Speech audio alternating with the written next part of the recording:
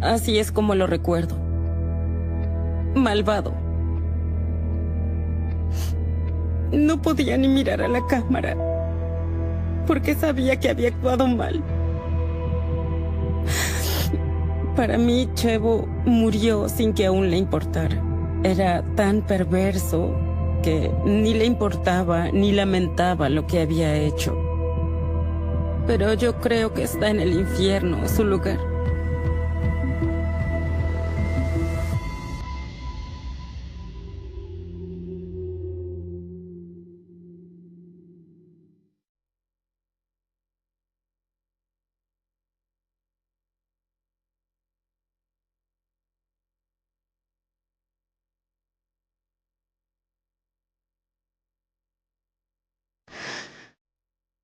Esta es Laura. Está muy distinta de como la recordaba. La verdad, no la reconozco. Pero esa cara es malvada. Se le nota en los ojos. Me arrebató mi infancia. Tuvo su merecido. Mi tía y mi tío eran malas personas. Quería matarlos mientras dormían, porque sentía mucho dolor. A ese extremo me llevaron, casi a volverme una asesina. Creo que por eso me es muy duro el recordar, ya que trato de no recordar esa parte.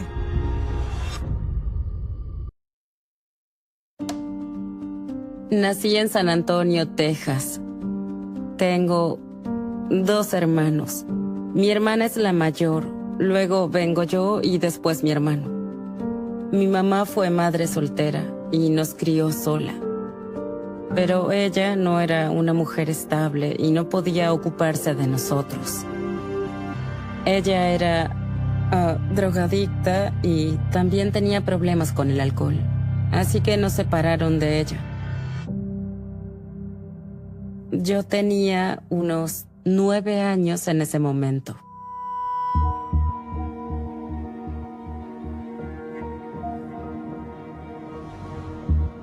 Chevo era el hermano de mi mamá.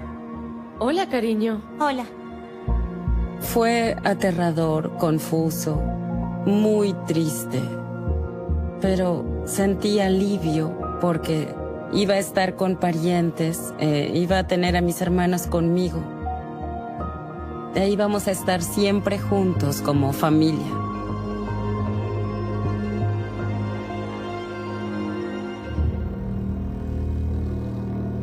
Pensándolo ahora, hubiera sido mejor que nos hubieran separado y estar con extraños.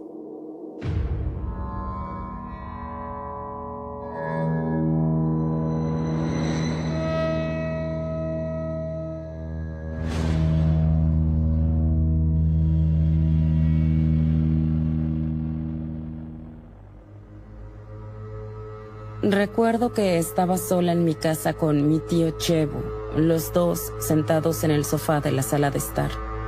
Oye.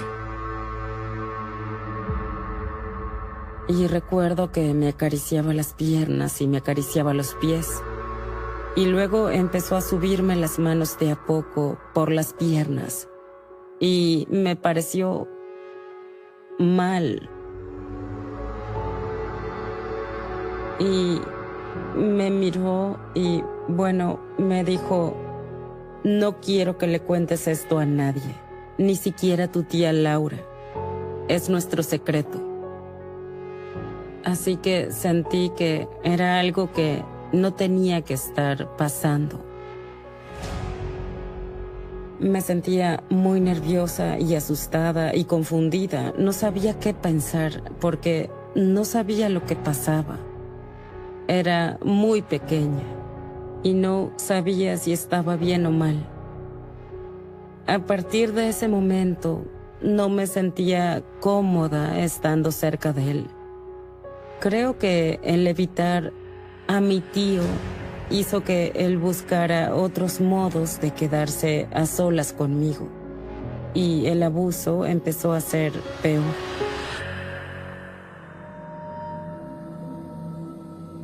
En la habitación que compartía con mi hermana mayor teníamos literas. Yo dormía arriba y mi hermana dormía abajo. Dejábamos la luz del corredor encendida y la puerta entornada porque nos daba miedo la oscuridad. Recuerdo que veía una sombra por debajo de la puerta. Oía el ruido de la puerta y oía a mi tío Chevo subiendo por la escalerilla para acostarse en la cama conmigo. Saber que estaba subiendo a mi cama era muy aterrador. Yo no entendía lo que estaba pasando ni qué estaba haciendo en la cama conmigo. En cierto sentido, sentía que había hecho algo malo para que él me tocara de ese modo. La primera vez que mi tío me tocó, yo tenía unos 9 años y eso se prolongó varios años y se agravó. La primera vez que me violó, yo tenía 12 años, fue antes de la secundaria. Yo esperaba que mi hermana pudiera oírlo o quizás atraparlo una vez o algo así, pero no fue así. Yo no entendía lo que pasaba, así que no sabía cómo defenderme en ese momento. Sabía que su única regla era no contárselo a nadie, y siendo niña obedecía.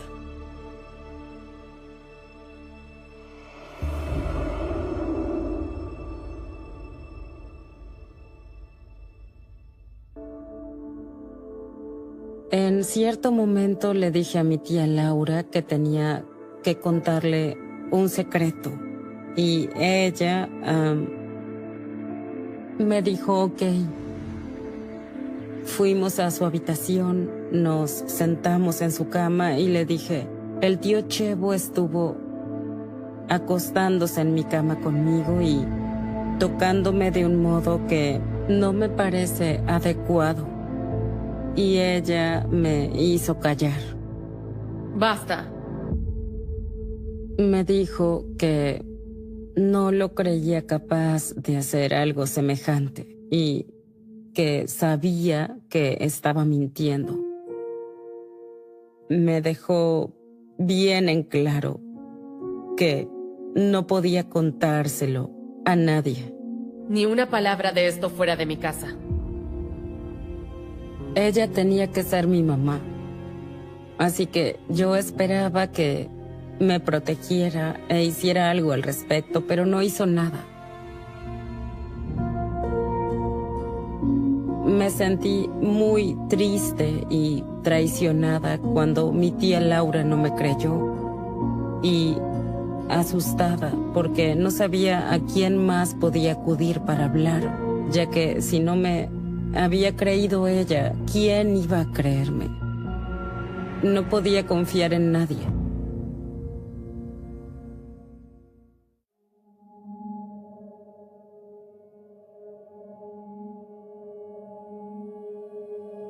En esta fotografía estamos mi hermana y yo tonteando en nuestra y me daba miedo lo que pudiera pasar si se la contaba a alguien. Sentía que estaba cometiendo un delito, que estaba haciendo algo malo y que iba a terminar en prisión. Era aterrador vivir con esa idea.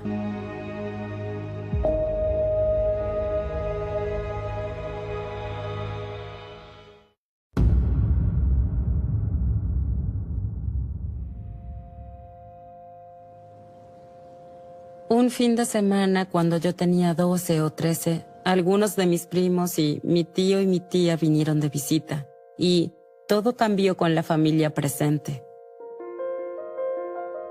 Recuerdo que un día estábamos fuera jugando y vi a un muchacho que me llamó la atención. Me sentí atraída por él, y creo que a él le pasó lo mismo que a mí. Nos sentamos a hablar y una cosa llevó a la otra y empezamos a besarnos. Ese fue mi primer beso. Fue una sensación rara, pero linda al mismo tiempo. Como un cosquilleo y como una especie de ansiedad. Había muchas cosas en mi vida que no eran normales, pero eso me pareció normal y grato. No me di cuenta de que mi prima estaba mirando ni de que había llegado a vernos besándonos. ¡Voy a delatarte!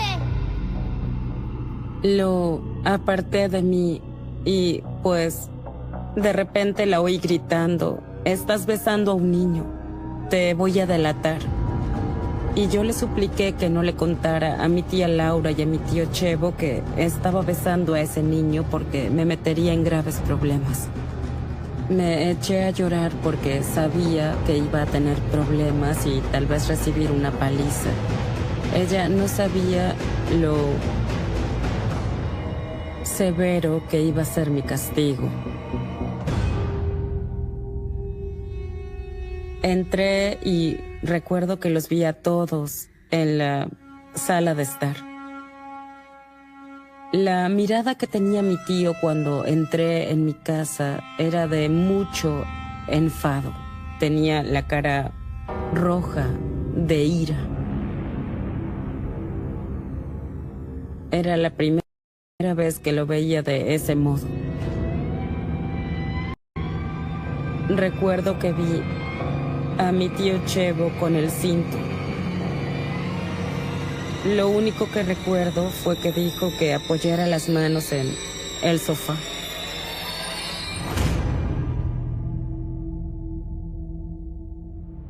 Mi tío Chevo se excedió mucho con el castigo. Me di cuenta de que había sido muy severo. Dejó de azotarme porque alguien le dijo que dejara de golpearme, que ya era suficiente. En ese momento di gracias que hubiera otras personas cerca para detenerlo, porque no creí que fuera a dejar de azotarme. Ahora que lo pienso, diría que su enfado era por celos. Para mí le dio celos que yo besara a ese muchacho y quizás no a él. Después de ese día supe que yo no iba a poder hacer las cosas normales que hacían los demás niños. No pude tener una infancia normal porque mi tío Chevo me quería solo para él y no era normal.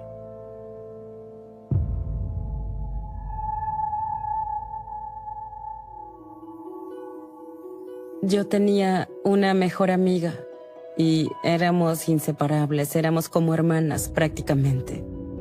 Yo siempre iba a su casa porque me daba seguridad y no quería que ella viniera a la mía. Así que la mantenía alejada a propósito de mi casa.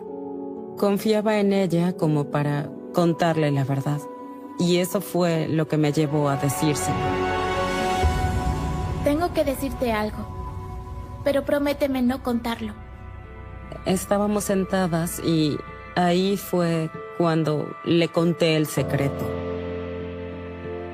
Se veía asustada y dijo que no estaba bien y que no tenía que pasarme y que habláramos con alguien como su mamá. No puedes. Le dije llorando que no podíamos contarle a nadie lo que pasaba. Y ella seguía repitiendo, sí, hay que hablar. Eso me dio mucho miedo. Hay que decir algo. Yo iba a meterme en problemas y se enteraban de que había contado el secreto. Y al final ella me dijo, ok, te prometo que no voy a contárselo a nadie. Así que pensé que había guardado el secreto.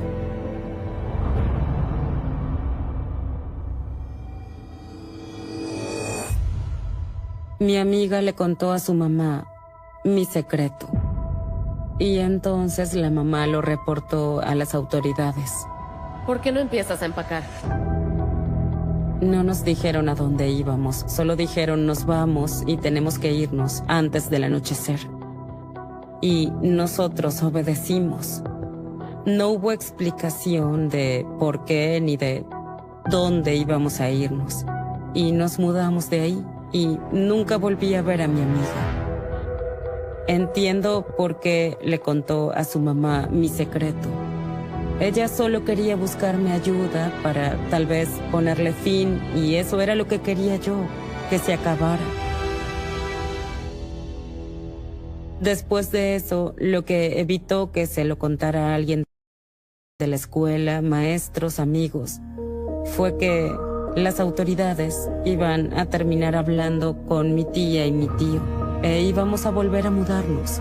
Me sentí mal, sentí mucha vergüenza por lo que pasaba. Había tantas cosas que me daban miedo en caso de hablar, que me resultaba más fácil quedarme callada.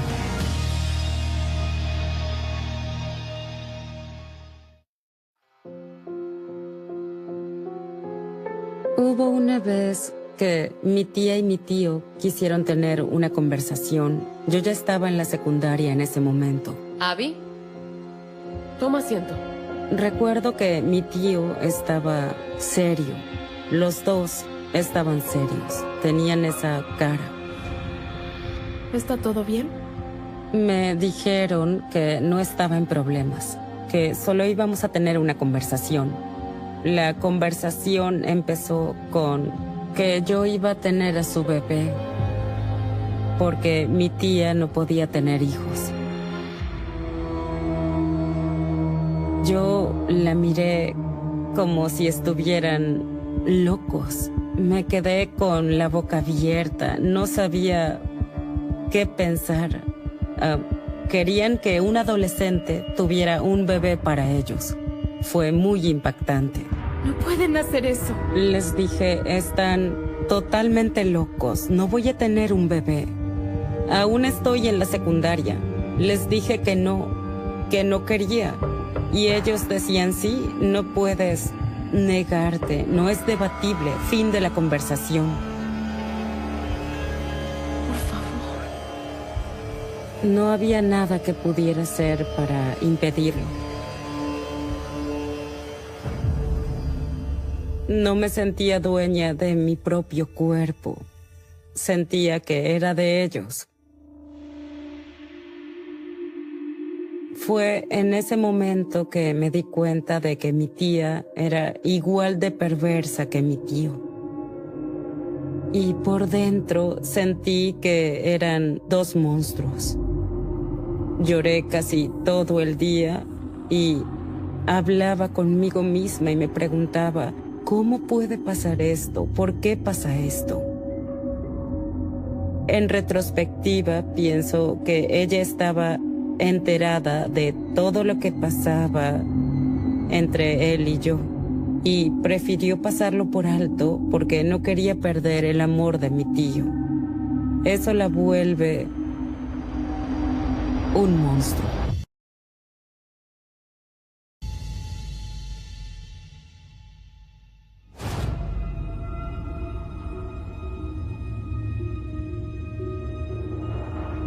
Cuando me embaracé fueron muchas emociones juntas.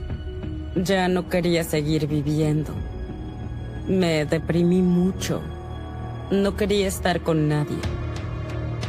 Mi tío me amenazaba diciéndome que si se lo contaba a alguien iba a ir presa e iban a dar al bebé en adopción. Era difícil ocultar la verdad. Si me preguntaban, tenía que mentir y decir que había estado con un muchacho, ya saben, de la escuela o algo así, y yo sabía que era mentira. Cuando ya estaba por parir, me dijeron que no se lo contara a nadie. Me dieron esa orden. Así que no se lo conté a nadie, aunque quería. Pero mi tío y mi tía estuvieron todo el tiempo en la habitación y Cuando pude sostener a mi recién nacida, me sentí feliz. Fue increíble tener a mi bebé en mis brazos. Sentí la mayor alegría del mundo. Pude sostenerla hasta que se fueron las enfermeras y luego terminó tomándola mi tía.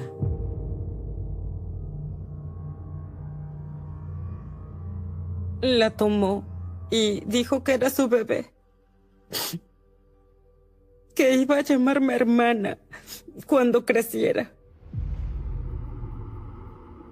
Sentí que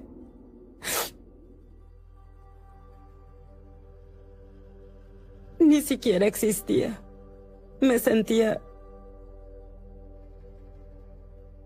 muy perdida y usada. Me usaron.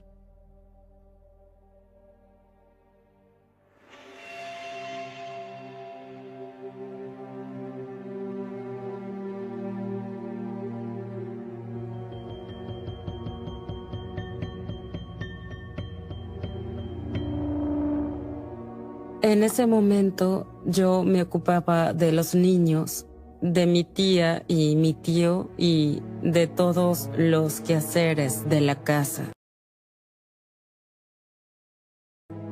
Era como si fuera una criada o esclava en mi propia casa. Y con el tiempo fue peor. Mi tía y mi tío empezaron a obligarme a hacer un ritual todas las noches.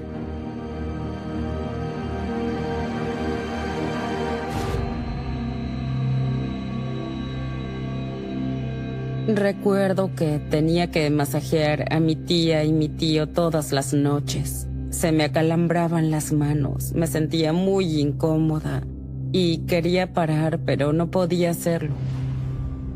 Me sentía nerviosa todas las noches porque se había convertido en algo sexual con los dos.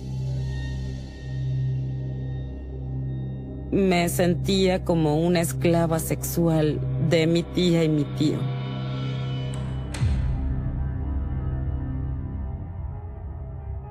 Me sentía atrapada y que no iba a poder escapar ni ser parte del mundo real. Nunca salía de mi casa si no era con la familia. Sentía mucho miedo. Y eso siguió durante años. Años.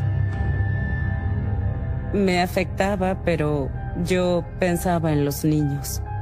No quería que me separaran de ellos o terminar presa y que los dieran en adopción como a mí.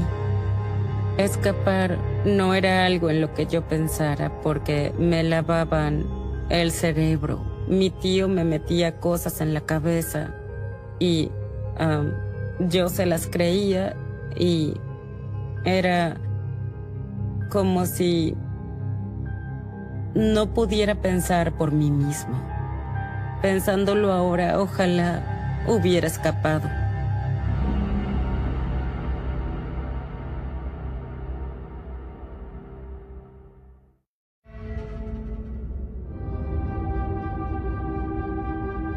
En esta fotografía estoy yo, mi tía Laura y mis 3 hijos. Tendría unos 20 años en ese momento. Me cuesta verla abrazando a mis hijos. Yo era una intrusa para ellos. Yo no era su mamá, era ella. Y eso es lo que muestra esta imagen. Me era muy difícil sonreír en esos casos. Me obligaba a fingir que no pasaba nada, esperando que un día pudiera escapar por mis hijos.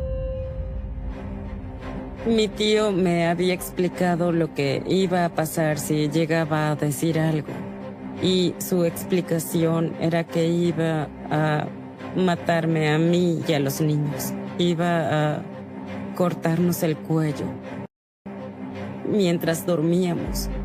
Y yo creo que era capaz de eso. Su idea era asustarme para que no hablara con nadie. Y funcionó.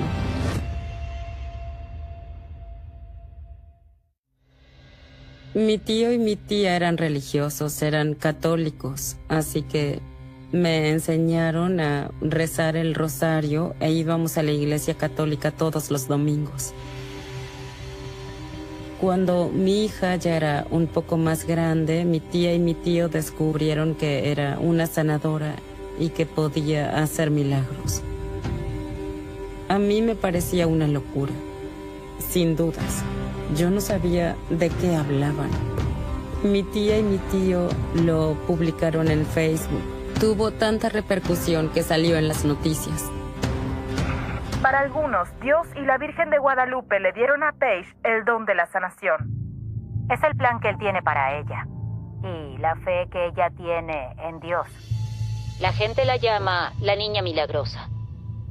Ella no es la niña milagrosa, no es eso, sino el vehículo de Dios. Y enseguida recordamos que es apenas una niña. Mami, ¿qué es un vehículo? Un medio.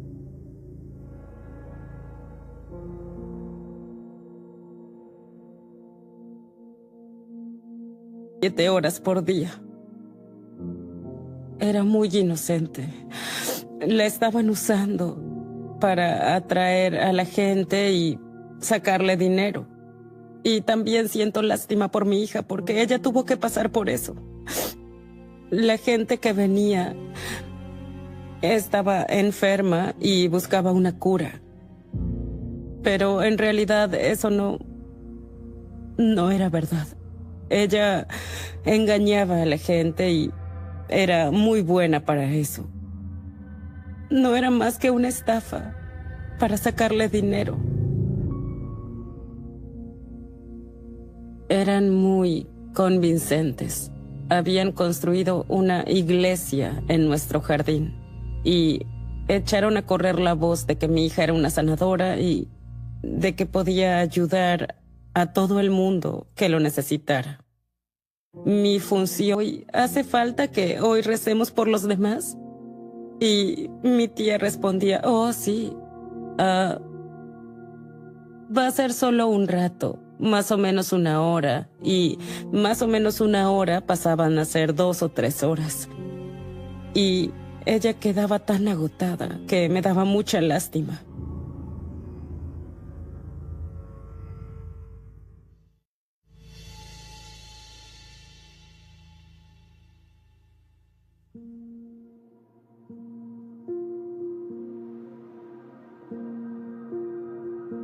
Esta es una fotografía mía con Rudy, cenando por, creo que es su cumpleaños. Cuando yo les ocultaba mi relación con Rudy a mi tía y mi tío, esperaba a que se fueran a trabajar. Llevaba a los niños a la escuela y él me esperaba en la esquina. Hablar con él me hacía sentir muy segura. No estaba acostumbrada a eso porque no estaba rodeada de hombres buenos como Rudy. Él parecía muy distinto, un hombre simpático y dulce. Él era el hombre que me ayudaría a escapar del infierno en que vivía.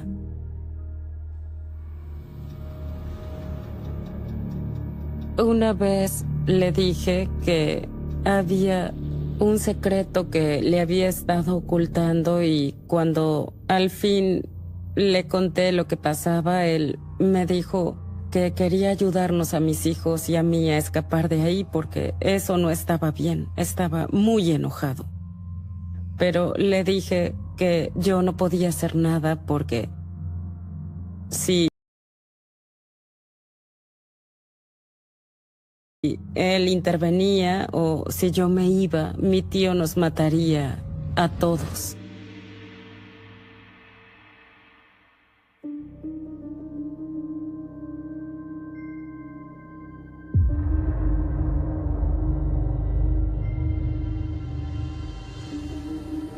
¡Me das asco! ¡Me repugnas! Cuando mi tío se enteró de lo mío con Rudy, enloqueció y tomó un bidón de gasolina. Empezó a arrojar la gasolina por toda la casa y a gritar que yo era una mierda. ¡Me das asco! ¡No puedo creer lo que hiciste! Y que iba a quemarnos a todos si yo no hacía lo que me ordenaba. ¡Me repugnas! Si no dejas de ver a Rudy, voy a incendiar toda la casa y nadie va a poder verte a ti ni a los niños otra vez. Llevo. Vete de aquí. ¡Largo! Sentí que mi tío era un psicótico. Fue una locura. En ese momento me di cuenta de que era capaz de hacer eso, sin dudas. Mi tía logró calmarlo y llevarlo para adentro. Después de eso, supe que debía buscar el modo de escapar y proteger a mis hijos. No estaba a salvo en esa casa.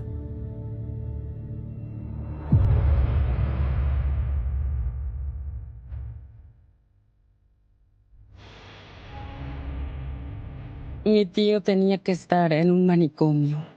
Era cruel y malvado. Ya era hora de irme de ahí. Sabía que mis hijos y yo corríamos peligro. Así que le dije a Rudy, ya es suficiente, se acabó, quiero irme de acá.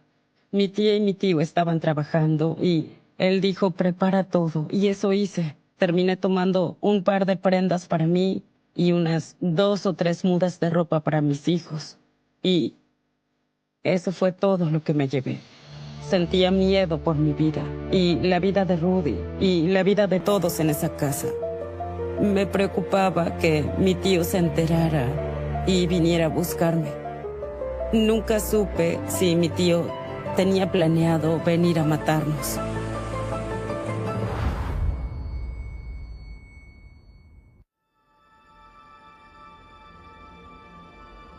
Me había guardado todo eso durante tanto tiempo que cuando por fin fui al departamento de policía para contar mi secreto, estaba aterrada. Tenía miedo de que no me creyeran. Temblaba de miedo porque no sabía qué iba a pasar. No sabía si yo también iba a meterme en problemas. Aún seguía creyendo lo que me había dicho mi tío, que yo también iba a ir presa. Todas esas ideas que me había metido mi tío en la cabeza durante años seguían presentes. Después de hablar con la policía, me di cuenta de que todo lo que me había dicho era mentira.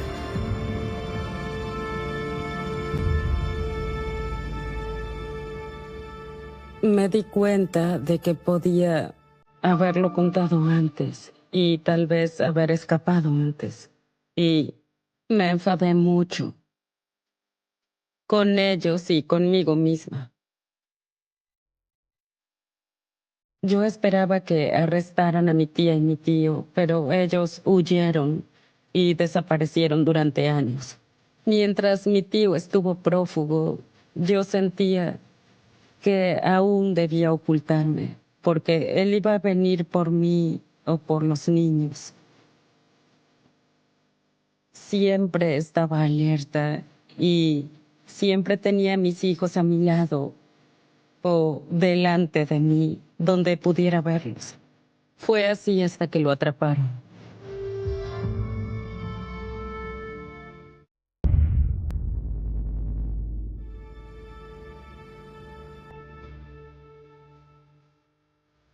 Lloraba incrédula. Por fin se había acabado.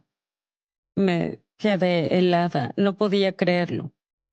Y seguía sin creerlo hasta que fui a juicio y pude verlos con la ropa naranja y las esposas puestas. Verlo a él así en la sala me hizo darme cuenta de que no tenía poder, de que ya no iba a hacer sufrir a nadie más. El fiscal me había preguntado si yo quería decir unas palabras.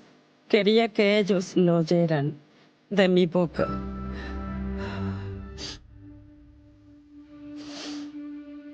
Esta es la carta que le leí a mi tío Chevo.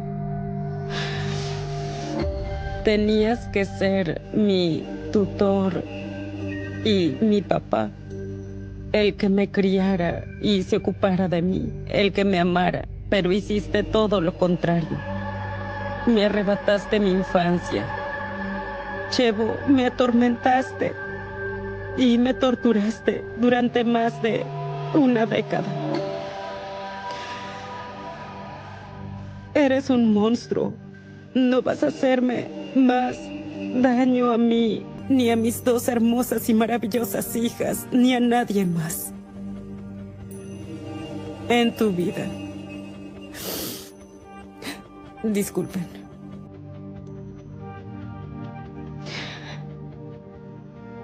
No vas a poder arrebatarle la inocencia a nadie más.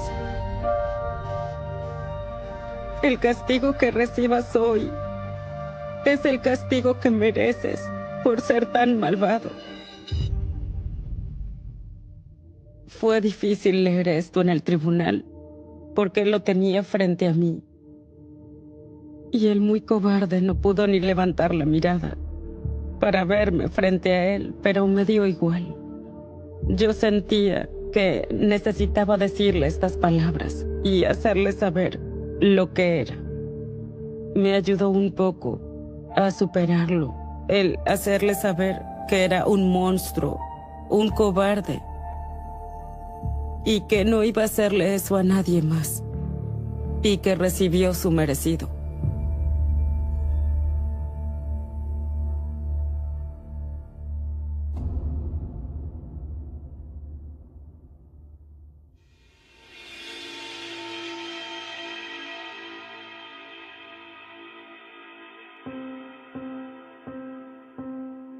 Cuando oí sus condenas, sentí que se había hecho justicia.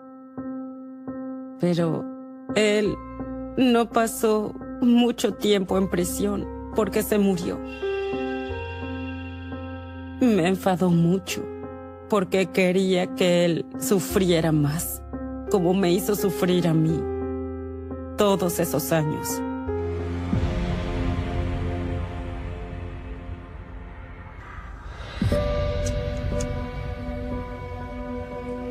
Siempre me enseñaron que hay que perdonar, pero no olvidar, porque Dios lo ve todo. Perdono a estas personas malvadas. Me sano a mí misma perdonándolos.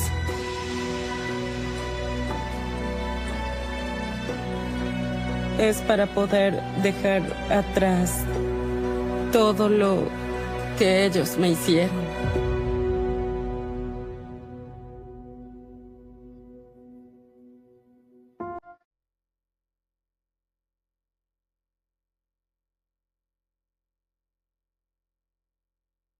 Rudy me dio el valor para empezar a luchar otra vez.